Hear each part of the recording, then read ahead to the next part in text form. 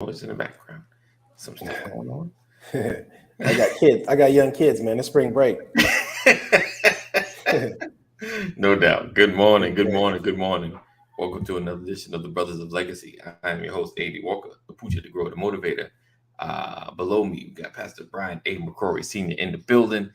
And you know, it's Mental Health Wednesday. Hold on. Always. There you go. Change the focus. To change on me. There we go. And now below me is none other than Matt Jeanius in the building.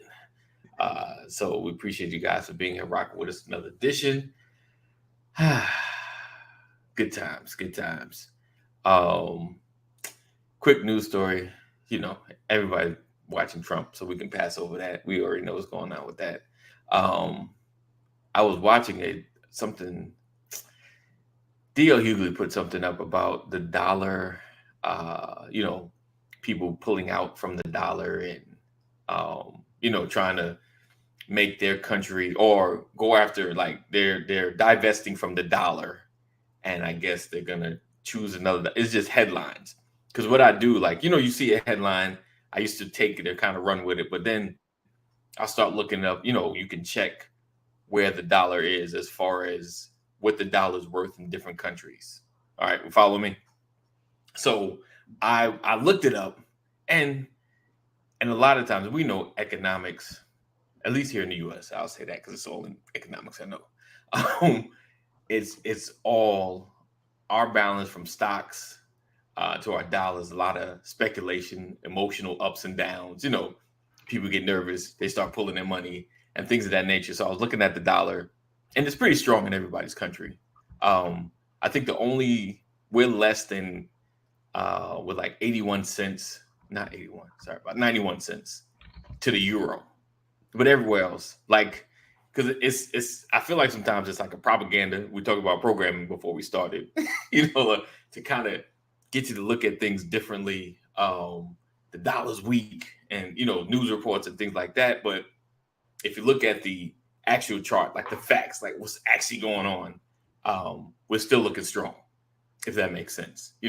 Things take time to roll down the hill, but you know what I'm saying? Like, I say all that. Sometimes you just gotta dig into the stories that you see and read. Sometimes we're too quick to take a post as a truth, like right now. Oh my gosh, we're crumbling.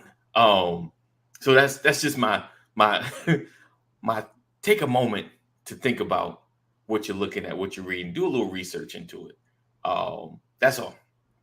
I know that was kind of my thought when I was thinking about that story. Because sometimes we run with things that aren't necessarily true, just something to kind of be aware of, but don't take a post as fact, if that makes sense. Because there's, you do the research, because you look at the real numbers, what's really happening. This is what's really happening. This is what they're saying. All right, it's a little subliminal. Think about that. All right, so again, welcome to the Brothers of Legacy. And it's funny, indoctrination programming. I always wonder, right? I know this is off the beaten path. I in other countries, a lot of countries have traffic signals, driving and things like that. But in countries like Mexico, and I know for a fact that I've had conversations, like traffic signals and things like that are like a suggestion. They're not necessarily, they are the law, but they're like a suggestion. Like, because I told one lady, I was like, okay, so if I was in Mexico, I stopped at the red light. She said, well, what happened? People pretty much would just go around me. He said, oh, they'll just go around you. I was like, so, but here, like, I always wonder, right? Like, how did we get to a space where we follow the law like that? You see a red light, middle of the night, nobody around, you're gonna stop for a minute. You'll sit there, unless the light is like super long, you're gonna stop. I think I do. I'm gonna say for me. You stop. You feel what I'm saying? Like, no cops around, nobody, you don't feel like nobody's watching, but you stop. And I'm like, I know we're not better, and I know this is kind of like a weird conversation to start off, but I just wonder, like, what makes us different? What makes our mindset different? What did they what did they do to us that other countries aren't getting the same information to have those same kind of rules or laws and things of that nature? I always wonder that. I don't know. You guys may have an answer like, hey, it's simple. It's whatever. But I always just wonder that. Like, I think India is another country like that. Like what do you mean? So I'm going more or less just the simple stuff like driving. They have stoplights.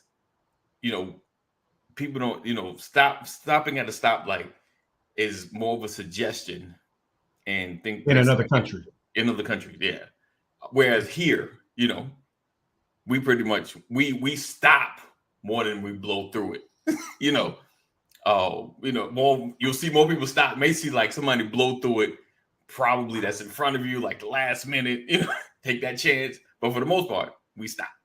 And like I said, in the middle of the night, nobody around, you stopping at the light. Clearly, you can probably run it without an issue.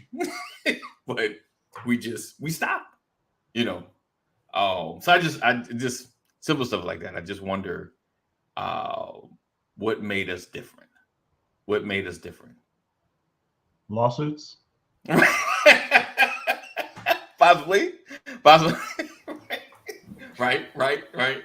Yeah. Untimely deaths. Right. How many lawsuits are filed overseas in other countries? You see people fighting in court over fender benders. You hit my car, you ran into me. Right. Yeah. Most of that stuff is settled on the street. Right then and there. That'll be $250. All right, man. Let me see what I got for you, man. I got 150. I got 100. Man, you make some great points, man. But you called it out earlier. Yeah. It is a level of our consciousness being shaped into the type of citizens we become. Right. Rules are there for you from pre-kindergarten. Right. Yeah. Right. You go to any elementary school, child care center. Everybody knows what the rules are. They're right there. Right. What's rule number one? Right. What's rule number one? No talking.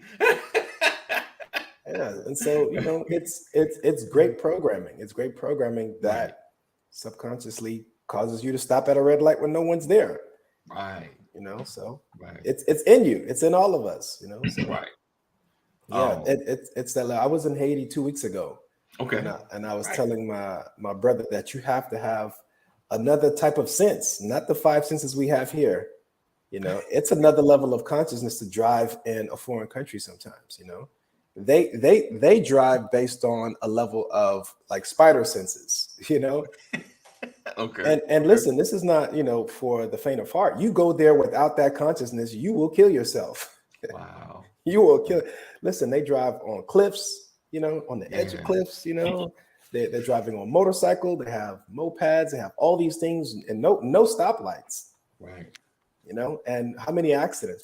Probably like 2 or 3 every, but they manage. Everybody's just cutting, zipping through, going around, and it's common. It's normal. Nobody's creating extra stress from those experiences. They have to get to one space. They have to get to another. But let us drive in those conditions. We'd lose our minds. Right. Because it doesn't adhere to our level of programming, meaning I have to stop at this street, and then I got to go another street and stop. Then I got to go another street and stop. Right. And I got to go another street and stop, and so them is just go. And so, yeah, it's a different level of consciousness that sometimes they have, and that we may think we're at an advantage and they're at the disadvantage. But I think, that level of consciousness can be seen in other aspects of their lives as well. You have to have there's a sense of freedom. There you go. You have to have that type of interaction living in specific spaces. This is a joke I have. There's a spider living outside my parents' house in Haiti, right? Right outside the door, and every time I go there, I'm like, hey, ain't nobody gonna say nothing about that right there. Ain't nobody gonna So nobody's gonna say nothing about that little spider right there, right? And listen, the consciousness is why am I wasting my energy? This spider's not bothering me. Listen, I came there a year and some change apart, and that spider was still there, or its seeds. Wow. Oh, right. The family. Wow. Charlotte's Web. Still there. Big old looking thing just sitting there, right? And they're not bothered by it. So if me from the States, I'm like, right? That spider be like, oh, you see me, huh? Let me get some of you. Let me get some of you. And it's not that they don't see it. Their consciousness doesn't allow them to feel threatened by it. And then in the presence of you not being anxious, then the spider doesn't feel threatened and the spider doesn't have to defend itself and so forth. Different environment, different level of consciousness. We see a spider here. Everybody getting the sandals, the broom, the spray bottle. Die. Why? The spider not bother. It's going, minding its business. You know, let the only reason I kill spiders is because I'm surrounded by females. There you go. Same here. You know, same here. You know, I was my just wife filming. Seen that spider, she's like, we need to go somewhere else. That's what I'm saying. You know what I'm saying? You're just gonna leave that there. Listen, I was thinking like, I cannot bring my daughters here. Right. They see that spider, they're gonna lose their minds. That's it. You know? Yeah, they won't be able to sit. They won't be able to rest. They won't be able to sleep. They could not fall asleep. Yeah. You know? Wow. Where's the spider? Same place it was. It's right there. It's right there. It's just hiding in the corner right now. Look. I had a centipede in one of my daughter's rooms. She slept with her sister for months. Right. I'm like, the centipede is dead. Right. Gone. There might be another one. Right. Yeah, might be. Have you seen it? Right. Right. And more likely than not, they're not trying to be seen. They're not trying to be bothered. They have their own story. They have their own lives to live. You know? But we think it's all about us. The spider is trying to get us. You know? He's waiting for that moment. Right. But you know, it's amazing how much structure there is, or there can be, in dysfunction. Okay. Right. Okay. Did you have to ask yourself, you know, where, you know, you've heard about a bunch of other countries and all that, but where would you prefer to live? Right. It seems to me like people are fighting to get here. Right. For what reason? All this drama we have. Why are they fighting to get here? What is it that America has that other countries don't? Yeah, sure. You don't have to stop at the red light. However. Right. Right. Yeah, that's good. You know? That's good. What's up, Mama Corey? Hey, Lisa. Good morning. Lisa. Good morning. Thomas Jeff. In the building, and Jeff in the building. Blessings, good morning, guys. Blessings. Make sure you guys sharing as we talk about spiders and traffic. Maybe I should call it song. I don't like spiders and snakes. I'm sorry. Okay. I think I heard that one before too. I didn't, y'all. I didn't hear that one. Oh, okay. My bad. Look, Richard. He said, Richard's in the building. What's up, Richard? So today we're talking about, it's Mental Health Wednesday, and this kind of segues into the conversation. We're discussing preparing a more self-aware generation.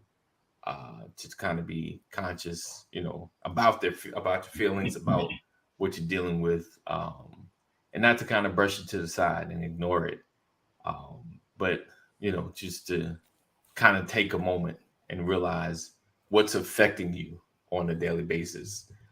So of course we got a resident therapist, Matt Jeanius, in the building to kind of break that down a little bit and kind of want to have that conversation. And I think I like 50 times per show. So you should definitely go back and watch your show. Right. And then I do. Gather a couple people, and every time you say just throw one back for me. Throw one back. There we go. Yeah, I'm be all messed up. Man. I'll be all messed up. After about one I'm be done. I'll be done. And done. And done. All right. Listen, I think this is a great topic. Yes, sir. And I'm a little bit of a nerd, comic book nerd, growing up. And so this sounds a little bit sci-fi to me when you talk about, future consciousness, when you talk about creating an awareness, and a part of it is that I like to liken this to time travel. Like, how do we get there before we're actually there? How do we plant that seed for the future and then already can see the products, the fruits of our labor now 2-3 generations from now, you know? And so I say we have to go backwards first, you know, to think about the consciousness that got us to where we are right now, that sometimes we're not paying attention to, you know? And I think for me, what I have to look back at is that younger version of me, that younger version of my dad that had no awareness of where he would be or where I would be right now, you know, had no intentions in mind specifically to where he would be as my father and where I would be as his son, you know, but here we are, right? There had to be some type of alignment that we had back then that measured up to this present moment right now. And so what happens when we create a specific intentionality to be a specific place in the future whether it comes to our mental and emotional state?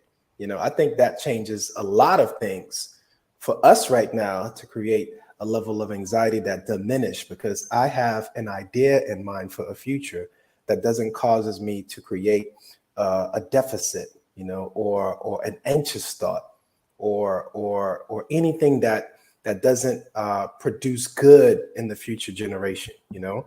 But it starts with us. It starts with the consciousness that we have right now about who we are, our morals, our standards, our values, you know, all those things that we know to be good for us right now. And then knowing that, listen, I'm not just planting those seeds in me, but for the people that are around me, my kids, you know, I'm putting that consciousness in their minds, but also leaving subliminal and direct messages for their future, you know.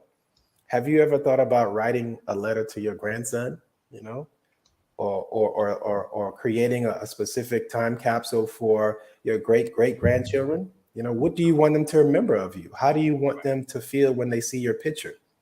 What type of emotions do you want to invoke in them right now?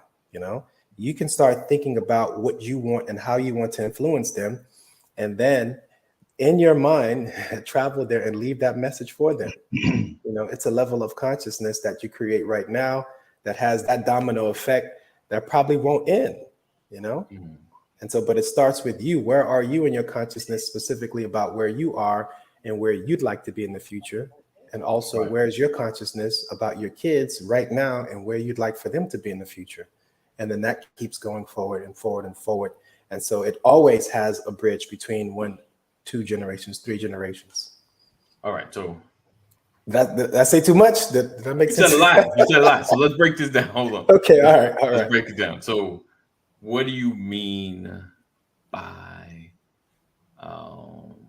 what am I leaving as far as subliminal? Like in my mind, like the, you know, for me, I speak for myself, you know, it's I have the idea of what I want my children to become, not exactly like an occupation, but just more or less fulfilled, purposeful, you know, and limit the level of regret, you know, in their life, you know, and trouble and issues, you know, they're gonna go through some stuff.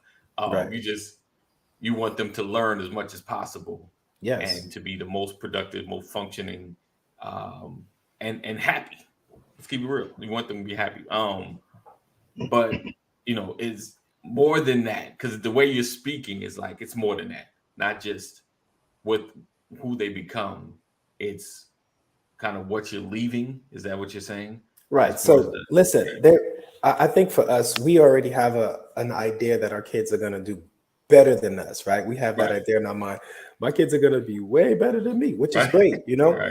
But I think sometimes we can get there, right? When our parents see us, you know, when our parents see us, or you know, when the previous generation look at us, sometimes it breaks their heart because we are where we are, but we're not necessarily enjoying it.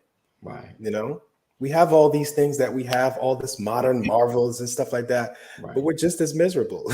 You know, we're just as depressed, just as anxious, you know. And so our goal is to be that, yes, they're going to get there, but we want them to get there and thrive. And have a consciousness that allows them to be aware of the good that's around them. You know, there's a generation that just collects data on negativity. You know, we have this stat wall counting this, we got this, you know, how many this has happened in the past 24 hours. And, you know, that's a consciousness. That's a level of awareness that we have. But there's another level of awareness that allows you to see the good that's right there for you to see.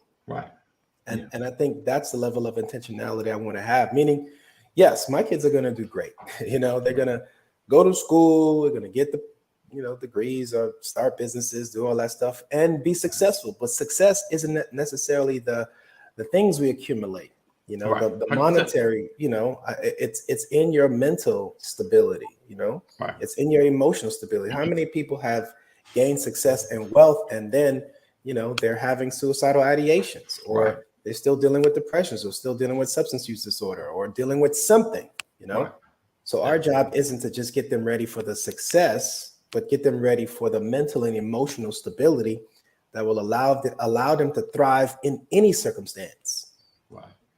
Gotcha. And so, okay, let me make an example even plain. My dad, a very religious guy. So we had worship at my father's house every morning, probably 6:30 in the morning. We're like dragging our feet, going to the living room. Nice. We got to grab our Bible. We got to get our study book, and we got, so he gave that to us as a legacy, Okay. Right. And so in my dark hours, when I was in college and high school, I remember specific verses that I can call on to allow my mental and emotional state to get stable. I had this verse in college when I used to use all the time. There's no fear in love. Perfect love casted out fear. There's no fear in love. Perfect love casted out fear. There's no fear in love. But that's a part of his legacy that he gave me to create some stability in any circumstances. What is my role in my kids' life? What am I leaving for them that will not just allow them to have the success, but some form of stable mind, stable emotion, stable spirituality that will allow them to navigate whatever terrain they're in. Yeah. So what I do for my son, there is this is like programming to its finest, right? I'm giving you some cheat codes, right? So I whisper to my son. He's about to be a year old this Sunday, right? And so I've been whispering in his ears since he was, out the womb. The secret is I love you. The secret is I love you. The secret is I love you. The secret is I love you has a cadence to it. That, right? Right. It has a cadence to it. I said it enough to where I can now beat on his back in that same pattern. Still the same message. It's still the same message. It still vibrates in his body the same way as me saying the words, the secret is I love you. And sometimes I whistle it. Same message, right? So that message is verbal, right? It's vibrational, right? It's emotional because I can feel his body shifting when he hears me repeat that sound in his ear. I feel him getting, like more comfortable, That's a level of consciousness that I'm creating in him to know that if he ever feels tense, the secret is he's loved. So that's an intentional programming that his father, is putting in him to allow him to find balance in any circumstance, wherever he may be in his future. That's different from where are the rules? Right there, right? What's rule number one? Raise your hand before you. Our kids are going to get those things, right? But what are we doing intentionally? They're going to stop at the stop signs, stop at the red lights. But what's going to get their minds to not be anxious, to not be, angered, to learn how to get back to a center mentally, spiritually, emotionally. We have to be intentional on what do we want them to experience as far as feelings, as far as thoughts, Right. And so I've told you this before, man. My music, all of the music that I make, there are letters to my kids. So if they go back and listen to them, I even wrote them down in a notebook that I'm going to give to them later on so that they can read the words for themselves. In those words are specific meanings, vibrations, emotions that I'm putting in there for them so that they can read and understand with their new understanding. Right now they may not be able to decipher all the things that I'm saying to them, but give them 2 years, 3 years, 4 years, 5 years, they're going to be like, whoa, Dad was spitting some bars, Right. I mean, I think that's cool. Like I mean, especially with the age of social media, there's the unintentional things that you leave into your generation. It's funny. I told my children, I said, let me give you in on the secret. When your mom and I pass, or whoever goes first, feel free to grab our phones and you'll really know our relationship. You can really decipher like, oh, they were having a bad day this day. Okay, buy milk, chicken. Oh, okay, I love you because blah blah blah. Like you'll know, like, oh, they were having a good day this day. And it's funny just the digital trail, the digital trail we could leave our children. But I'm with you with the writing. Like I do have notebooks, but yeah, my children be able to see a lot of the ideas and things that I've implemented, things that I thought about. Like that was out there. Are they intentional though? Are they intentional? Are these the things that you intentionally want them to feel, think, right, believe? Right. That's our role. That's our role because they will be now. Right. The external programming, they're gonna get it. They watch cartoons, they go to the movies, they listen to music, right? Our program has to be something that sets them apart in this world that they live in. Right. They could be in it. The Bible said, what does it say, Pastor? Be ye in the world, but not of the world. Of the world, right? Right. So they can be in it, but they have to shine a little bit different. And that light that we're placing in them is a light that will allow them to, just navigate a little bit different, not necessarily have a fear of the darkness, can walk and cut straight through it, knowing that they'll always be safe, Yea, do I walk through the valley of the shadow of death, right? Fear no. So exactly. So how do you set them apart? By creating a consciousness of safety, by creating a consciousness to where they're, a safe mind is a mind that is creative at its best. When your mind is at ease, when your mind is not anxious, when your mind is not in turmoil, your decision making is way better. Right. So these are the things that I know they may not get in school. They may not get on the Sunday morning cartoons, they may not get on the anime stuff. And so that's our job, to create intentionality by our interactions with them, by the word choices we use with them, by the touches that we, embrace them with. All those things are a part of creating that level of consciousness, awareness of their mental, their emotional, their spiritual, to then find a alignment back to what that is. Right. We're going to veer off there are a bunch of different things that veer us to the left or to the right on a daily basis. How do we get back there? So how do we let them know, hey, this is how you get back to your center. This is how you get back to your mental, your spiritual, your emotional, your physical, how do you get back? Right. That's good. Find your way back. That's Beyonce, man. Beyonce said, find your way back. You watch Black is King? Have you seen that? Never. No. Okay. That's your homework. Watch Black is King. She said, find your way back. Daddy used to tell me how to whole song about it, man. Wait. Wow. Yeah. How do they navigate back? No doubt. All right, let's get some of these comments. Richard says, DC or Marvel, man. Oh man, don't make me do it, man. Don't make me do it. Do it. Don't make me do it. Don't make me do it, man. I can't.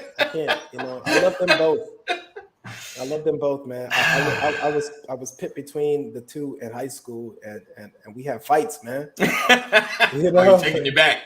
Right. Trauma. You said Batman or X-Men Wolverine. Don't make me do it, man. Come on, man. I can't do it, man. Both are great in their own right. I'm gonna always be a Batman fan because he's a real person. Yeah. Well, right. In the fictional world. Well, no, he's right. He's more like relatable. Like, okay, yeah. Okay. He can take some punches. Yeah, right. He can take a couple licks right there. So. Okay. So Jeff said, I actually wrote letters to my kids years ago. That's awesome. Richard said, I wrote a letter to my departed father and read it to him. That's beautiful. He also said, not depressed anymore, but like I said, I have anxiety and panic disorder, but manage well and non-medicated. Then there's my autism. Okay. Gotcha. Question said, what are Pastor Brian McCrory Sr. rules according to the Book of Brian? A book of Brian. That should be like your legacy right there. The book. Listen, I'm getting 4 copies already in my mind. I'm getting them signed already. Like, yo, son, we get this book. What? Right. Oh man. So, what's your thoughts, passed on that. No, I agree with everything that Matt was saying. I think that, I'm going back to your earlier comment about the cadence with your affirmation for your son. I think all those affirmations should be taught with a cadence. Right. Nursery rhymes. That's how we are taught as young children. And so I remember that stuff growing up. And so I instilled that into my children. My wife and I did that. And it's how we hold on to things. And I love that. I love the fact that you do that, man, because they do carry it with them. Right. I think back to, I won't go into all of them, but my mom had a lot of them. My mom was an early childhood education major. So we had it all. We had the records that played. Oh, man. All of that, But then you had Schoolhouse Rock on Saturday morning. You had all that stuff. And so that was good. But I think that when we talk about and AD, look, my children have access to my phone now. Right. Wow. They always have. Everybody knows my password. They can get in there and no, don't be searching through my phone. But I've never always, I'm looking. It's not like one of those things where get my phone. It's on Daddy's phone, or something. Right. That's good. But we also have joint groups. Whatever messages I send to the family. Yeah. We just started ours. Been doing that. And so I think that's important. Everybody's on the same page. Everyone's with one accord, including, mom and dad. Everybody hears what everybody's saying. And so I think those things are critical. But don't get it twisted. You still have to have one-on-one relationships with your children. Right. But I think, introspection, you have to encourage young people to introspect, to reflect on their thoughts, to reflect on your feelings. Matt was talking about that. We have to be able to feel and understand why we're acting the way that we're acting. Encourage young people to set aside time for that, to deal with self. You've got to be able to deal with yourself and then talk about it. Give them honest feedback. It's got to be constructive, but it has to be truth. I'd rather you deal with the truth today so that you'll understand how to fight the lies tomorrow. They need to understand, because we lie to ourselves.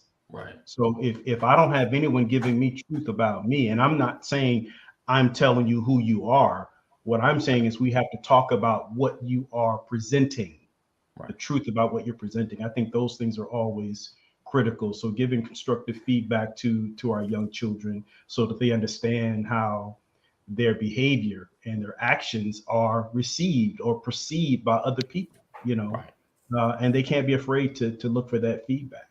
I think that empathy is a very, very critical word when it comes to this next generation, because it's amazing how desensitized young people can be, but how sensitive at the same time they are. So I think that having an empathetic approach to them is conducive to the growth. Help them understand how to put themselves in other people's shoes. Right. That's beautiful. Consider how your actions, how your words impact other people. You may feel good saying it, but could you receive what you're putting out? Those types of things. And so I think promoting empathy is critical to the next generation. I think,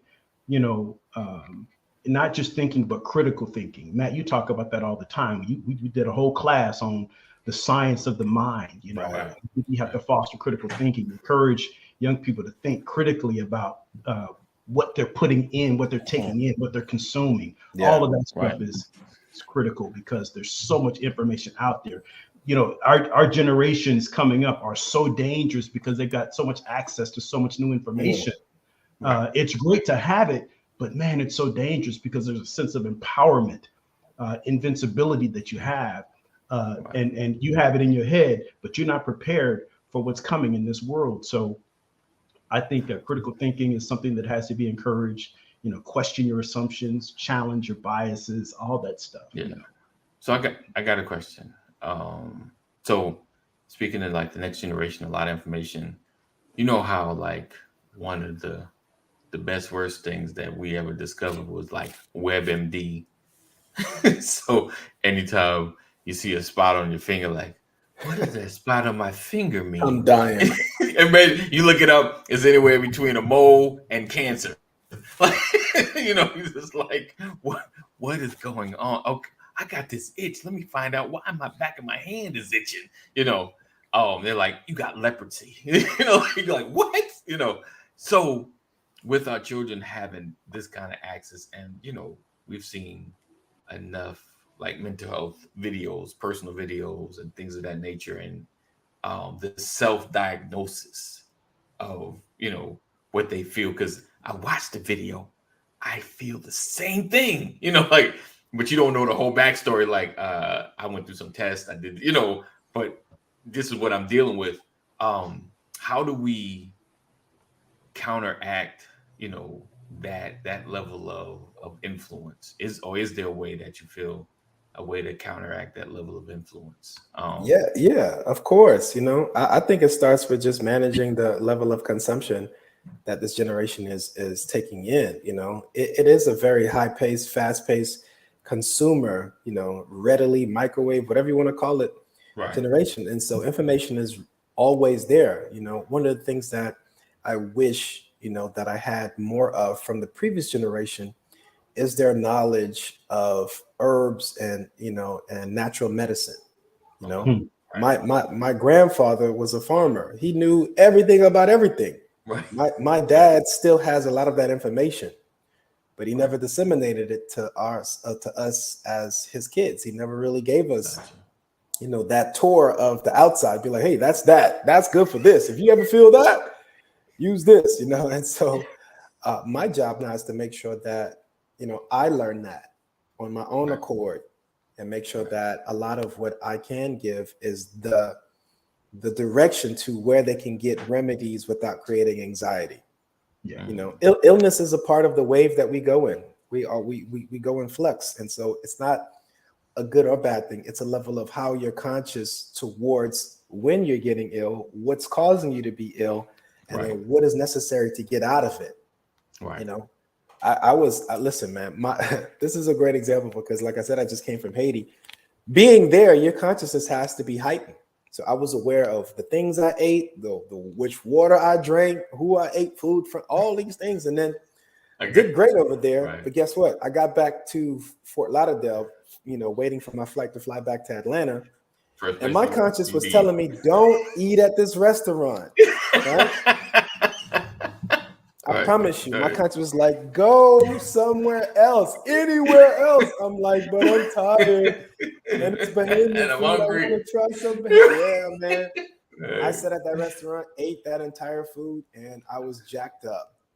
You know, meaning my consciousness, you know, that I actually listened to when I was in Haiti. I was like, you know, don't do this. I was like, okay, I won't do it. I got here, it went out the window. I got lazy, you know. Seriously. And it's amazing how that can happen. Okay. Right? That goes back to the so much structure in dysfunction. Right. You can go overseas, go across the water, and be. I mean, when I was in the DR, it's just the other side of the island. Right. Like if they don't open the bottle at your table, don't drink it. Exactly. Right. That's just the way that it is. And so, you know, I remembered all those rules, but like I said, I got here and I got lazy, man. I wouldn't listen to my consciousness. Swallowed that chicken. I was gone for a week, man. Because you don't expect that to happen here. Exactly. Right. You know, how is human nature different here than over there? Right. Because we're caught up in the structure. We're caught up in the rules, and we forget not everybody obeys the rules. Right. Rule number one: wash their hands when they go to the bathroom. Right. Not everybody thoroughly washes the chicken. Not everybody separates the we're all chicken looking at the same rules, though. Yeah, you know, people wipe countertops and stuff. Everybody's not wearing gloves. Although the rules are right there. right there. You know, and so I had to, in a sense, now, you know, pardon myself for not paying attention to what my consciousness was telling me. You know, right. And so what it is that to say that I have to make sure that my awareness and teaching my kids how to become more conscious, how to become more self-aware, has to start with me. Like, what am I doing on a regular basis? And then, by the way, they are watching us. So without us giving them instructions, they're taking great notes. Yeah. Oh, so that's how dad does that? Okay, let me go ahead and make a note of that. Right. My kid said to me the other day, is like, Dad, it seems like you never meet strangers. You know, that's an awareness. They pay attention to that. They say, Dad, it seems like you never meet a stranger. You speak to everyone. You're kind to everyone. You're always smiling at people. You know, that's a consciousness. That's an awareness. You know, they're seeing how my interaction with my own mental, emotional state reflects in the social settings of being at Publix, you know, at the park, you know. Right. And so they're taking notes, but they're also seeing that, you know, there are certain people Dad don't speak to, you know, like there's certain places Dad don't go to, you know. We don't go, right? I'm gonna go this way, you know what I'm saying? So, right. And so, Well, you we're know, going this way. We go this way. Right. That's good. You know, so they're always learning, you know. So my awareness and how I represent, you know, how I speak, how my thoughts are, where my emotions are, where's my spiritual guide, are things that I have to be intentional, but also know that they're looking without me being intentional. Right. And they're taking great notes. Right. Great how you react to notes. things. By the way, and it's not, you know, I don't know if I add this earlier, but it's not just their brain that's taking notes, right? Not just their brain, you know, your whole body's recording it. The full body's recording some of these moments, you know. That's how trauma begins. You know, trauma is not just a brain issue. Your skin reacts, you know, your skin reacts, your blood starts moving, you know, everything reacts based on the level of, you know, influence, you know, the stimulus, whatever the stimulus is, we got to pay attention to it, you know. And so I have to pay attention to how they're aware of how things influence them.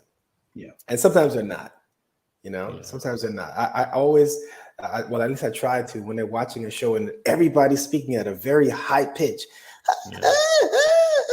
screaming. I'm like, I was like, do you know that that's putting a seed in your brain to react in a specific way when situations come up? Then you're going to mimic what you've seen, how other people have, you know, reacted to these situations, and then you create that as a normalcy to how we should react. Right. Yeah. And they'd be like, we didn't know that. And I'd be like, okay, now you know. Pay attention. Pay attention, you know. Right. And now and that, you know, mimicking other people's behavior, you know, that goes back to giving constructive feedback, you know, and being comfortable in your own skin. You know, what is it costing you to mimic someone else? Right. What is it costing you emotionally to act the way someone else is acting? Is it costing you too much? Why are you working so hard to be something that you're not? You teach your young people, teach your children to be comfortable in their own skin so that they're not following, you know, it's great to be a follower, but you know, you don't want to be that one that has an identity crisis because you've been so busy trying to be, you know, like the person who's popular in school or the funny person, and you don't have any jokes. And it's interesting how that dynamic happens. And that's a lot of what happens in middle school. That's why middle school is so brutal, because their minds are being all these characters out, see which one fits. And middle school is brutal, brutal, because they learn how to speak, you know, they learn how to speak. Okay. Is it me? Okay. Nah, that's not you. I hear you. Yeah, I'm here. Okay. Froze up, Pastor. I think if you see us talking over you, it's because you froze up on our end. All right. Right. Oh, you froze. I thought it was me too. Yeah. Right now, no, you good. You're good. Okay. Yeah. You're good. That's that Spectrum again. Brought to you by Spectrum. Okay, he's back. He's back. You're back. We see you moving around now. Yeah. Yeah, you had some time where you cut out a little. I heard you thinking like, is it me? Nope, it's him because we're both still here. Oh, you saw that part. Okay. Yeah, because you froze, and then and you probably started spinning the spin. Let's get not sure what this question, but let's see. Do you think Hollywood and media are capable of desensitizing the next generation. A lot of factors contribute to desensitizing the next generation. There are a lot of factors at play. Right. Home life. Yeah. How Matt alluded to it earlier. A lot of our mannerisms we get from our elders. What happened during the drug game in the 80s? Right. What happened to when drugs were introduced? Remember hip hop was against drugs. You remember when all the music was against drugs? Against the anti-drug. Self-destruction. Yeah. For self-destruction. Right. And then it became selling drugs. Right. And then it became popping moms. Doing drugs. Doing drugs. Like, I didn't think we were gonna get there though. Doing drugs. But the thing is, no one stopped it or redirected it when we started talking about selling drugs. Right. True. You're right.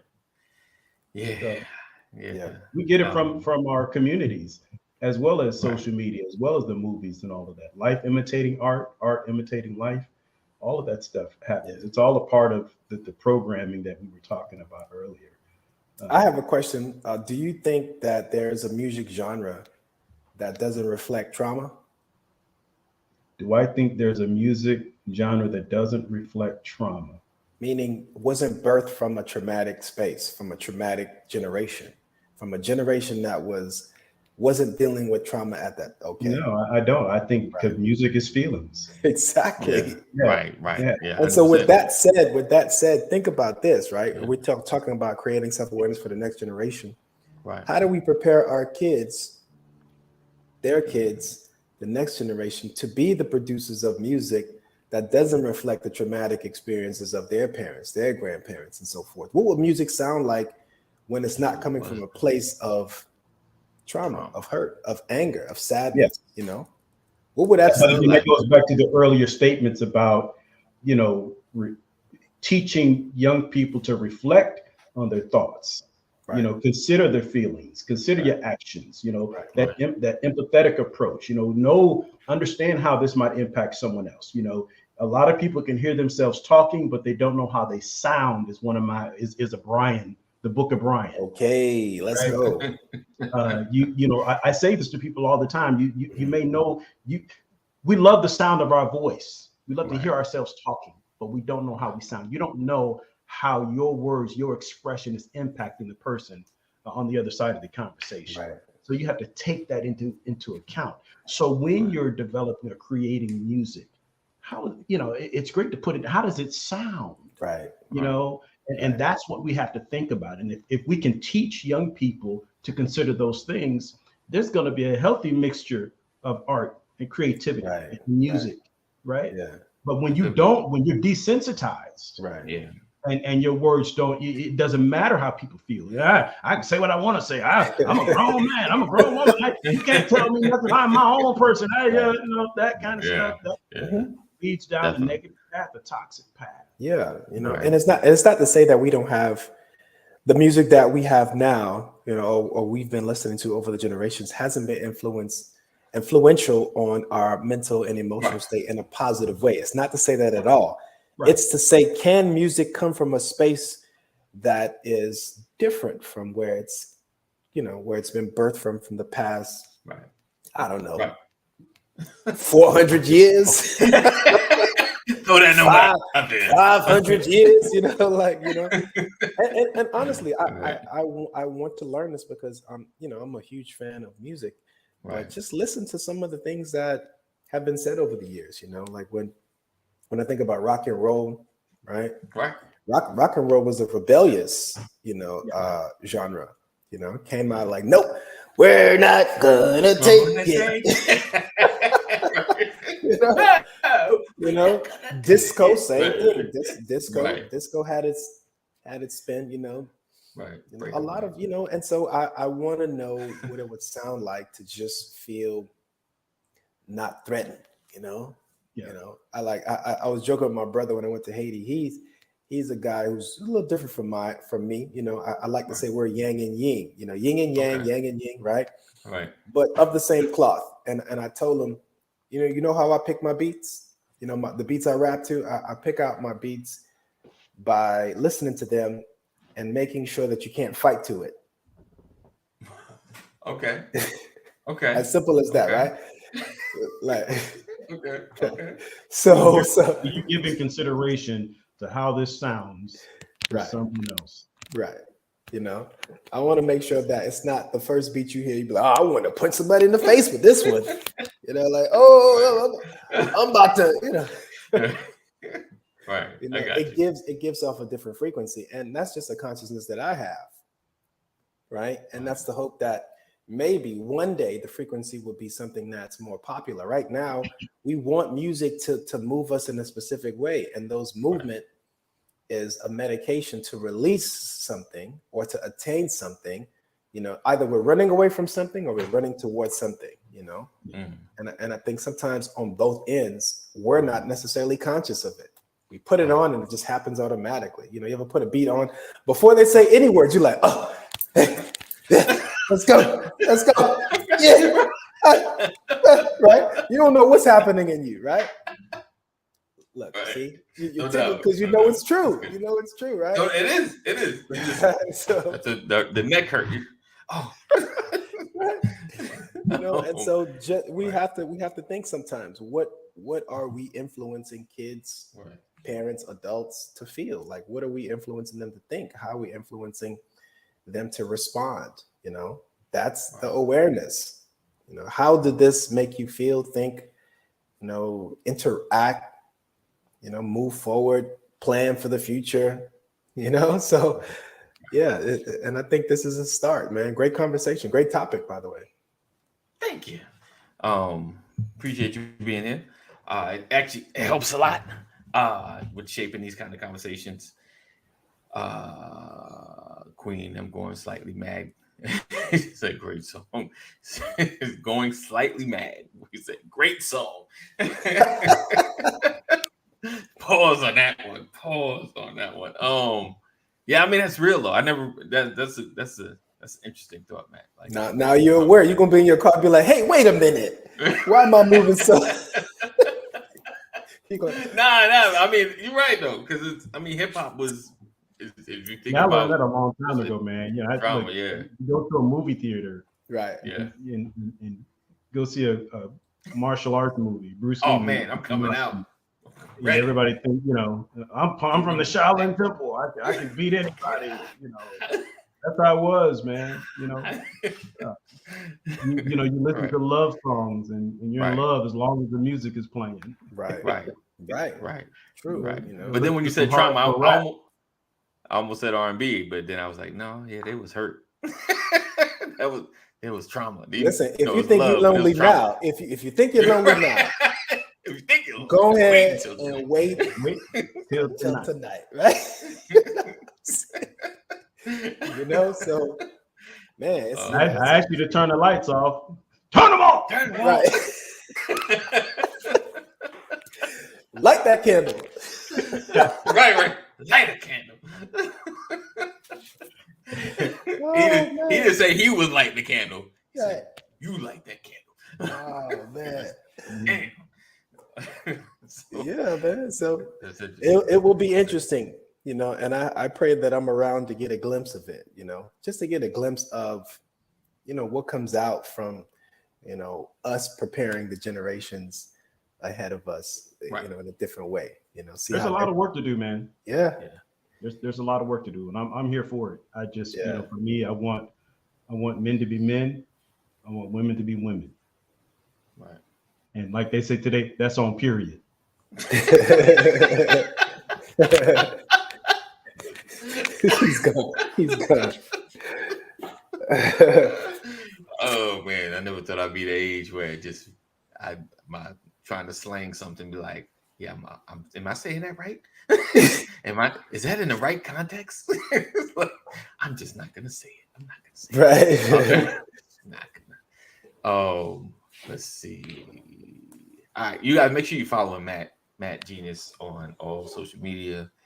Make sure you are checking out Matt Jeanius. Go to Apple Music or purchase some of Matt Jeanius' songs. He's building a pretty incredible library, no doubt. So I'm excited, therapist, rapper, doing some amazing things. So appreciate him coming on Wednesdays to kind of share some of his knowledge. Sorry guys. I don't know if you can hear it. I guess it's loud for me. I was looking. How old are you, Matt? 42. 42, which means he's got a lot of life ahead of him in Jesus' name. Amen. Y'all need to get on this bandwagon now, because there are a lot of miles in front of this young man. And so connect with him now, follow him now, so that you can watch and observe and be able to say, I was there from the beginning. I appreciate that. I received that. Yeah, indeed. Yeah, and I'm gonna be in the background, in the back when you get his Grammy, like, oh, we did it, we did it. They've never been in the studio. Man, listen, we did. This is all of us, man. The way we speak now will be the future that we live in tomorrow. Right. So I appreciate all the kind words, all the support, 100%. Mentally, emotional, all of it. I receive it. Brother. I've already been practicing my Grammy speech. Right. You Grammy? I've been practicing it, man. My first words like you have to be the person that, you're standing in the crowd and he's up there and you make eye contact with him and he stops what he's doing, breaks through the crowd to come and greet you. Right. Yes. That's the connection that you want to be able to have with people that are doing great things. Yeah. Right. 100%. Changing the waves, man. One word at a time. One word at a time. Nice. All right. So we appreciate you guys for being here. Thank you for hanging out with us. Another edition of the Brothers of Legacy. Again, make sure you follow Matt Jeanius on all spaces. As always, we will be here tomorrow, same time, same channel. And make sure you're sharing. Sharing is caring. And if you missed any episode, make sure you check out the podcast, as well as if you want to share the podcast as well. We're actually doing, if you go breaking news.